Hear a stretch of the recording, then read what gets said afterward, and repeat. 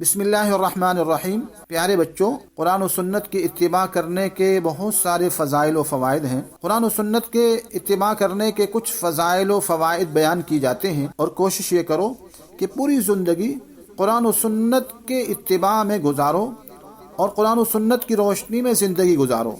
قرآن و سنت کی اتباع کرنے کے فضائل و فوائد۔ نمبر 1، قرآن و سنت کی اتباع سے اللہ تبارک و تعالیٰ کی محبت ملتی ہے۔ نمبر 2، قرآن و سنت کی اتباع سے اللہ تبارک و تعالیٰ کی رحمت برستی ہے۔ نمبر 3، قرآن و سنت کی اتباع سے ہدایت کی راہیں کھلتی ہیں۔ نمبر 4، قرآن و سنت کی اتباع سے اللہ تبارک و تعالیٰ راضی ہوتے ہیں۔ نمبر 5، قرآن و سنت کی اتباع سے دنیا اور آخرت میں عزتیں ملتی ہیں۔ نمبر 6، قرآن و سنت کی اتباع سے اللہ تبارک و تعالیٰ کی مدد و نصرت حاصل ہوتی ہے۔ نمبر 7، قرآن و سنت کی اتباع سے دنیا اور آخرت کی راحتیں ملتی ہیں۔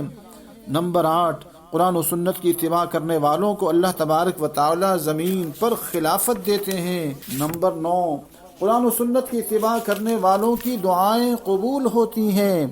نمبر 10، قرآن و سنت کی اتباع کرنے والے سلامتی کی راہوں پر چلتے ہیں۔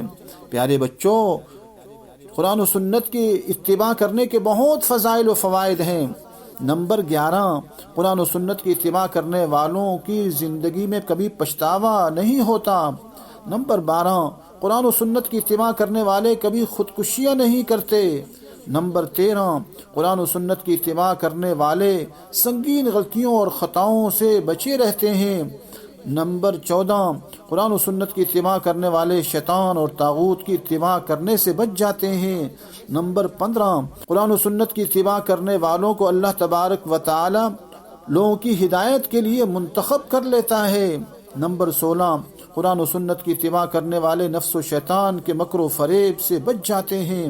نمبر 17، قرآن و سنت کی اتباع کرنے والے ظاہری پریشانیوں کے باوجود پرسکون زندگی گزارتے ہیں۔ نمبر 18، قرآن و سنت کی اتباع کرنے والے راتوں کو پرسکون نیند سے راحت اٹھاتے ہیں۔ نمبر 19، قرآن و سنت کی اتباع کرنے والے قبر اور قیامت کے دن راحت اور سکون میں رہیں گے۔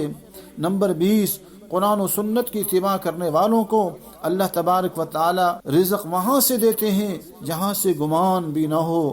نمبر 21، قرآن و سنت کی اتباع کرنے والوں کو زندگی کے سارے سفر میں اللہ تبارک و تعالیٰ کی خصوصی مدد و نصرت حاصل ہوتی ہے۔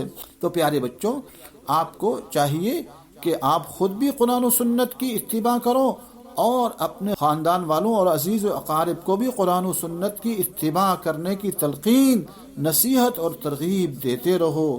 اللہ تعالی ہم سب کو قرآن و سنت کی اتباع نصیب فرمائے۔